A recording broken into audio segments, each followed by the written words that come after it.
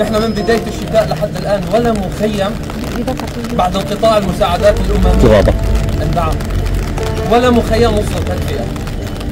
2.8 مليون دخلوا حاليا في كارثة إنسانية بعد قطع المساعدات الأممية عن المناطق المحررة شمال غرب سوريا ل 2.8 مليون مهجر ونازح.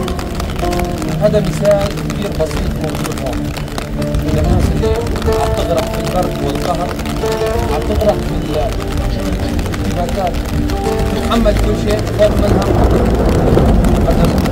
بدنا نقول عليهم طبعا. خليك منصف ما بين ابن غسي وطفل غسي، ما بين طفل أنت أيضا. كونوا مع حملات التدفئة. نحن لازم نكون أكثر إصرار، لازم نكون أكثر إرادة. كل سوري موجود في أوروبا وفي خارج أوروبا شكلوا حملات للتدفئة وتكون منظمة للمنظمات المعروفة والجمعيات المعروفة، خليها تتوجه لتجاه المخيمات. أنقذوا أطفال المخيمات.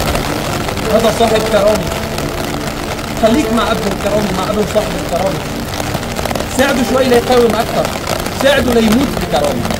عرفت لك أكثر مات بكرامة، لا تخليه يموت بس، خليه يموت بكرامة. هو رضيان هو عايش بكرامة، ما بده يرجع لعند نظام الأسد المجرم.